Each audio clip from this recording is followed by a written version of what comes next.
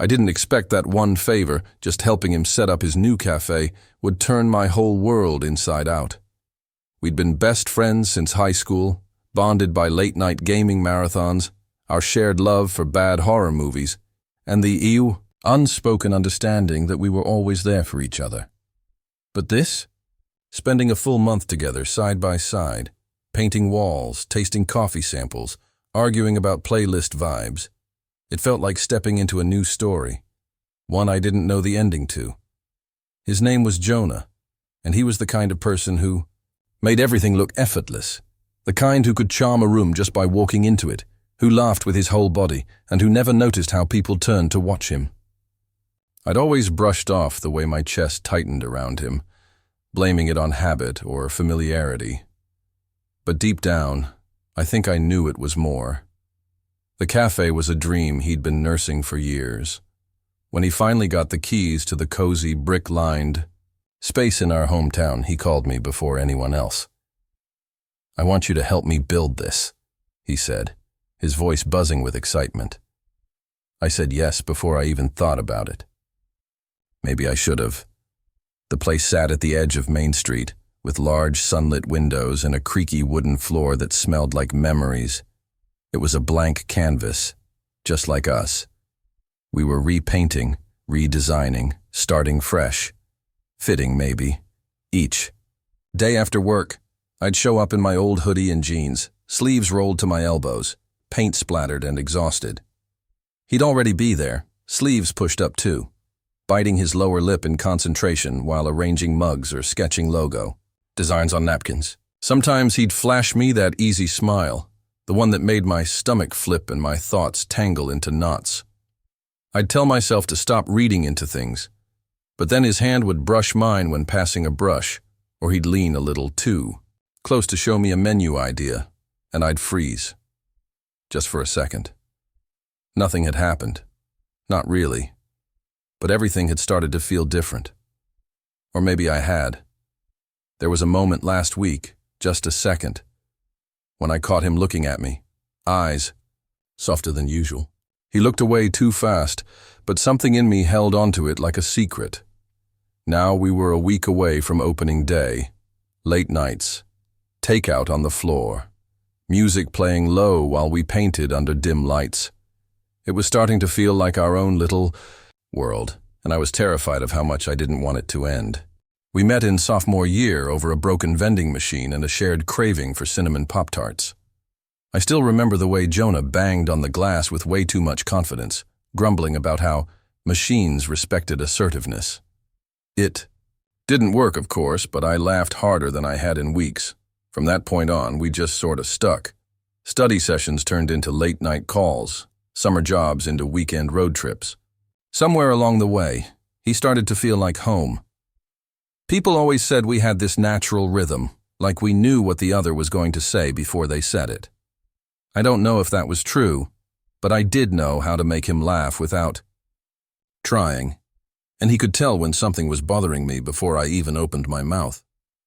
We weren't perfect, but we fit in the kind of way that didn't require explaining. Working on the cafe brought all that back, only now it felt more intense, more charged. We'd always joked easily, but now the teasing felt different, a little more weighted. "Don't quit your day job," I said one night, watching him try to draw a coffee bean logo that looked suspiciously like a lumpy potato. He threw the marker at me. "I'll have you know that's a very stylized bean." "Right. Very abstract. Shut up." He was smiling, but I saw the light pink rise on his cheeks before he turned away. There were moments like that, tiny, almost nothing things, that made my chest ache.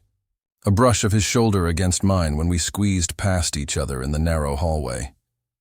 The way his eyes would linger just a second too long on mine when he thought I wasn't looking.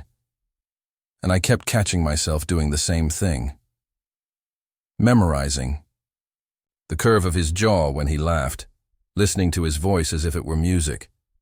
Last night, we stayed late to hang the lighting over the front counter.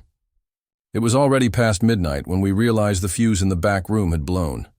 The rest of the street was dark too. Apparently the whole block was out. Jonah grinned and lit a few candles from the emergency box. "Well," he said, holding, "out one like a candelabra. Looks like it's time for some medieval cafe vibes." "Chic," I said, voice low with sleep. We ended up sitting on the counter, eating cold dumplings from a takeout box, shadows dancing around us. The soft flicker of candlelight made everything feel slower, quieter. He was sitting closer than usual, one knee brushing mine, and neither of us moved away. "Remember when we tried to camp in my backyard and the tent collapsed on us?" he asked suddenly. "I still blame you for that. You picked the tent. You didn't read the directions." He laughed, his head tipping back just slightly. His arm nudged against mine and stayed there. I could feel the warmth of him. Through my hoodie, and for a second, the whole world narrowed to just that one point of contact. He didn't move. I didn't either. Eventually, the power came back on with a sharp buzz and sudden brightness. We blinked against it like owls. And still, neither of us said anything. But I thought about it all night. That closeness. The way he looked at me after. The lights came on, eyes full of something I didn't have the courage to name yet. It was subtle, all of it. But it was building. Quietly. Steadily. Like something just beneath the surface, waiting for the right moment to break through. It started with a leak. A pipe burst in Jonah's apartment 3 days before opening, soaking half his living room and shorting out the wall near the kitchen. He called me at 7 a.m., voice groggy and rough. I might have flooded my place. "Don't." "Ask how." "I'm fine, but everything smells like wet socks. Still half asleep." I yawned. "Want help cleaning?" "No," he said quickly. "I was going to ask if I could crash at your place for a few days, just until the plumber deals with it." There was a beat of silence, just long enough for my brain to catch up. I lived in a one-bedroom loft with an old futon in the corner and paper-thin walls. He'd never stayed over before. Not like this. "Yeah," I said finally, trying to sound casual. "Of course, bring the wet socks." By evening he was standing in my doorway, duffel bag slung over one shoulder, hair still damp from the rain. His hoodie clung slightly to his frame, the fabric darker in places where it hadn't fully dried. He smiled like it was no big deal, like he didn't just turn my entire apartment into a test of willpower. "I brought snacks," he said, holding up a crumpled grocery bag, "and socks that aren't cursed." We made dinner. Pasta, badly overcooked because we kept talking and forgot the timer. He sat on the counter again while I stirred, toes nudging mine whenever I got too close. It felt easy, familiar, dangerous. That night, I offered him the futon, which he stared at like I'd handed him a cardboard box. "Dude, we've literally shared sleeping bags. I'm not making you give up your bed. I'm not making you sleep on a lump of disappointment." He raised an eyebrow. "So we both sleep in the bed?"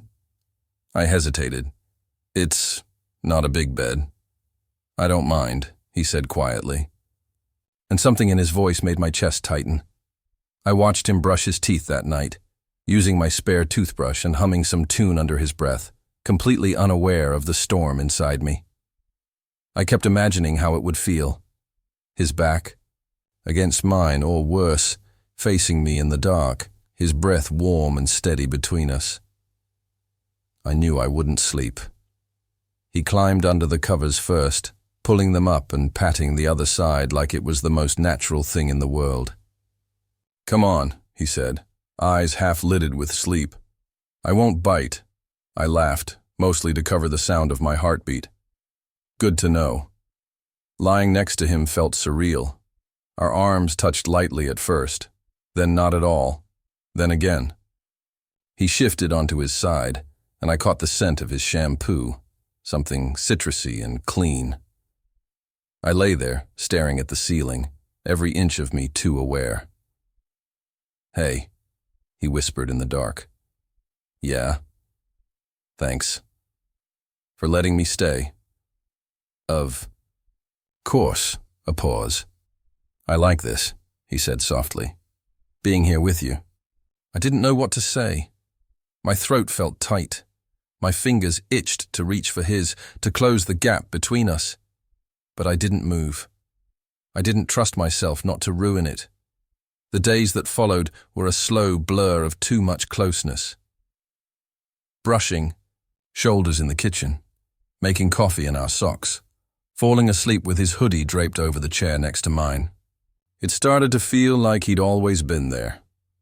One morning, I woke to find him still half asleep, hair a mess, arm flung over my waist like it belonged there. He must have shifted in the night. His breath was warm against the back of my neck, and I lay still, afraid to move, afraid it would end. That moment, quiet and unreal, told me everything I was too scared to admit. I wanted him, not just physically. I wanted the comfort, the way he looked at me when I said something stupid, the way he never pretended to be anything other than himself. I wanted mornings like this. I wanted us. But how do you ask for that without losing what you already have? Never said anything about the touches, the moments. And I didn't either. But I caught the way his gaze lingered sometimes, the way his hand rested on my arm a little too long when passing me something. Once, we were rearranging the furniture at the cafe, and he reached behind me to grab a chair, his chest brushing my back. He didn't move away right away. Neither did I. "I'm really glad you're here for this," he said that day, under his breath. "I don't think I could have done it without you." I wanted to say something. I'm glad too. Maybe too glad. But the words stuck. My mouth moved, but nothing came out. We were dancing around something, orbiting it. And the closer we got, the harder it was to pretend we weren't. Something had to give. I just didn't know which one of us would break first. It happened the night before the cafe opened.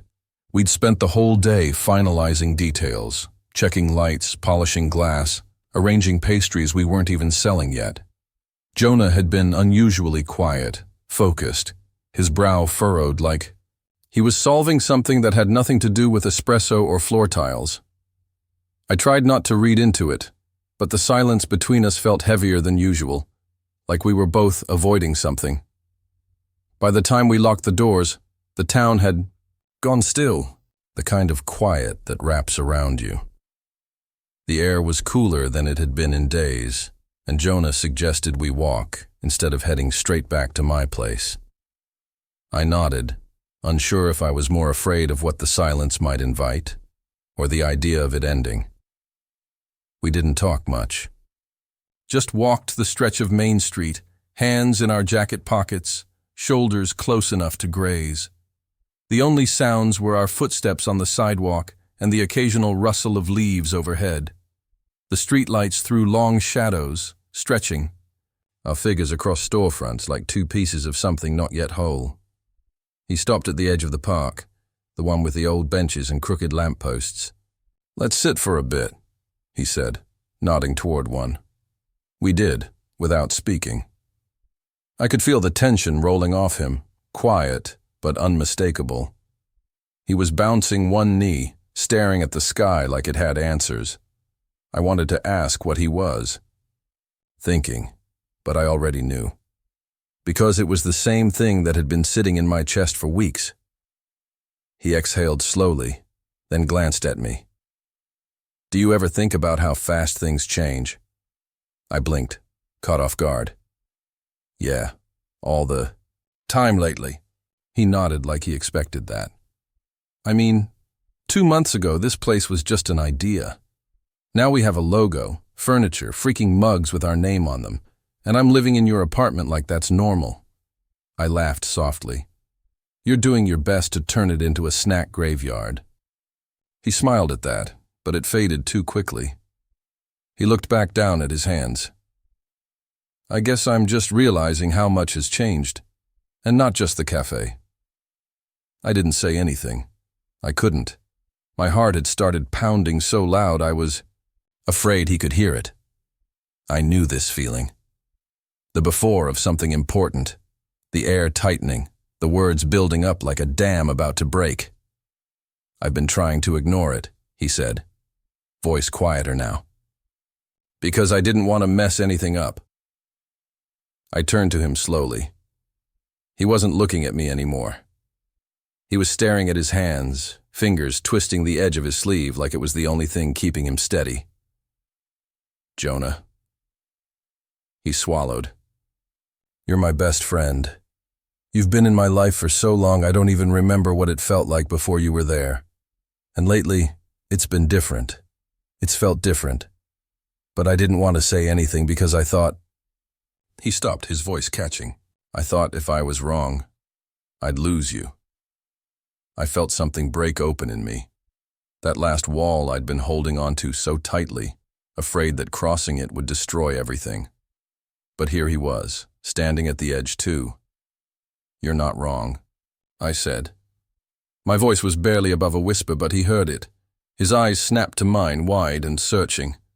I tried to keep talking, but the words tangled in my throat. I looked at him, really looked at him, his jaw tense, eyes glassy with nerves, shoulders drawn like he was bracing for something. "I've been pretending for a while," I said finally. "Pretending I was okay with how things were, that it didn't mean anything when you touched me, or looked at me like that. I thought maybe I was just imagining it." "You weren't." He reached out, slow, uncertain, and let his fingers brush mine on the bench. Just the lightest touch, like testing the current. My skin buzzed under it. I didn't pull away. I thought maybe I was just scared of being alone.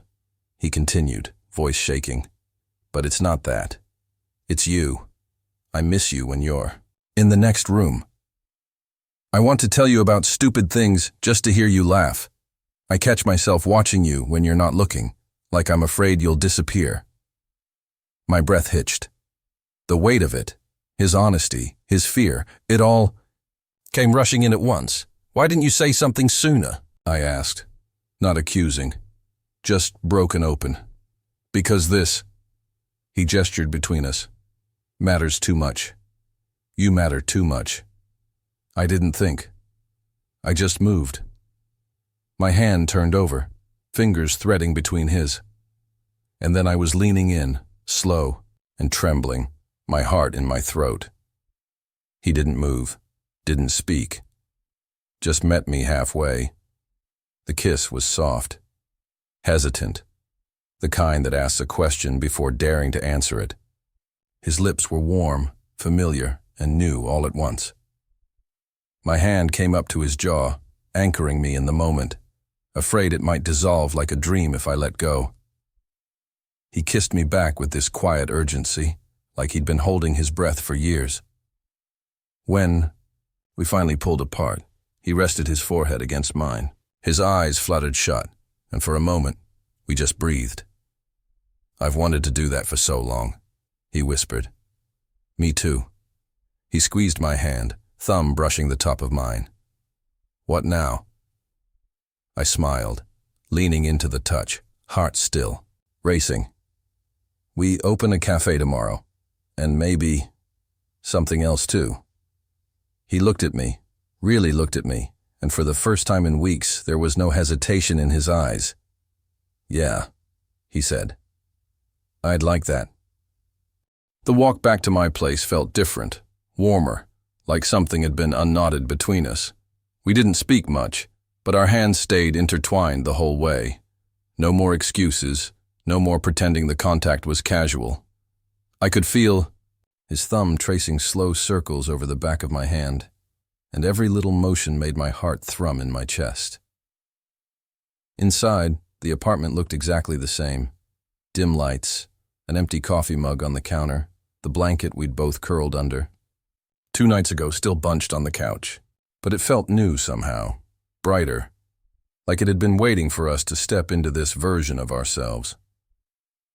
Jonah dropped his bag by the door and gave me a look. Not nervous this time, just soft, affectionate, maybe a little amazed. "So, should I still take the futon?" he asked, one eyebrow lifted. I rolled my eyes, smiling. "You know I'm not making you sleep there." Didn't think so. He walked over, slow and teasing, then nudged my shoulder with his. You're just using this as an excuse to get me into bed. I snorted. I kissed you once and now, you think I'm seducing you? You're not denying it. I looked up at him, letting the silence speak, and the grin slowly slid off his face. What replaced it was something softer, more vulnerable. Okay, he said, quieter now. But, seriously, what does this mean, for us? We both sank onto the couch, legs tucked beneath us, our knees brushing. It felt strange and easy all at once. I reached for his hand again, needing to feel the steadiness of it. I don't have all the answers, I admitted. But I know. I don't want to go back to pretending. I'm tired of pretending. Same. He nodded slowly. It's just, we've always been so close. What if this messes things up? I let out a breath, not quite a laugh, not quite a sigh. I think not saying anything almost did. Jonah looked at me for a long time, his fingers tightening slightly around mine. Okay, so then we try. We figure it out together. The relief that washed over me was almost dizzying. I leaned back against the cushions, my arm behind him, and he naturally curled toward me, his head resting on my shoulder like it had always belonged there. The physical closeness wasn't new, but the meaning behind it was. Every small shift in his body, every brush of his fingers on my arm, felt significant now. Claimed. We talked for a long time. Not about what we were now, but about all the little things we'd kept hidden, how long we'd known, what moments tipped us off, the fears that kept us quiet. Remember when we got caught in that ridiculous hike last summer? He said, chuckling. I kept pretending I was too tired to walk fast just so I could stay next to you. Wow. And here I thought I was being smooth, sneaking you extra marshmallows. You were the least smooth. You literally threw one at my face. I laughed, full and easy, and he looked at me with that same unreadable expression he'd worn earlier, half awe, half something warmer. He reached up and gently brushed his thumb along my cheek. I like this, he said. I like us. I nodded, my chest tight with something so full it was hard to hold. Yeah, me too. He yawned then, stretching out and lazily pulling the blanket over us both. Think we'll still like each other after running a cafe together? Oh. Absolutely not, I said, smirking. We'll probably fight over milk frothing techniques and who gets control of the playlist. As long as I still get to kiss you afterward, I'll survive. My heart did a quiet somersault, but I kept my voice light. You're really leaning into this boyfriend material thing, huh? He blinked at me, then grinned. Was that you? Asking if we're boyfriends? I mean, if you want to be. I kinda already am, he said. But yeah, I do. I rested my forehead against his, eyes slipping shut. The closeness felt earned now, sacred. Okay, we'll figure out the rest as we go, and he whispered, together. The morning light filtered through the kitchen windows, casting soft golden streaks across the floor. I stood behind the counter, adjusting the last little sign that read, Please be kind. This is our first day. In Jonah's loopy handwriting.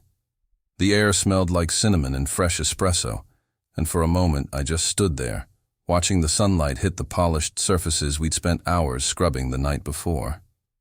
Behind me, I heard the soft thud of shoes and then the sound of Jonah yawning as he came out from the back. His hair was a mess, his hoodie half-zipped, and he looked sleepy and annoyed in the way that made something tighten in my chest. You forgot to turn the open sign, he mumbled, rubbing one eye. I smirked. I was letting you do it, for good luck. He rolled his eyes but walked over anyway, flipping the sign with a little too much ceremony. There, luck officially summoned. Guess we'll find out, I said, glancing toward the front door. We had no idea how many people would show up. Maybe it would be a trickle, maybe a crowd, maybe no one. Jonah came to stand beside me, our shoulders brushing. "You nervous?" "A little." He reached down and laced his fingers through mine, a quiet, easy motion. "Me too." We stood like that in silence for a beat, hands resting, on the counter, watching the street slowly come to life. Cars passed. A woman with a stroller paused at the crosswalk. Somewhere in the distance, a dog barked. Normal sounds. Ordinary. But nothing about this felt ordinary to me. Jonah glanced over. "You know what I was thinking?" "Uh-oh." He ignored that.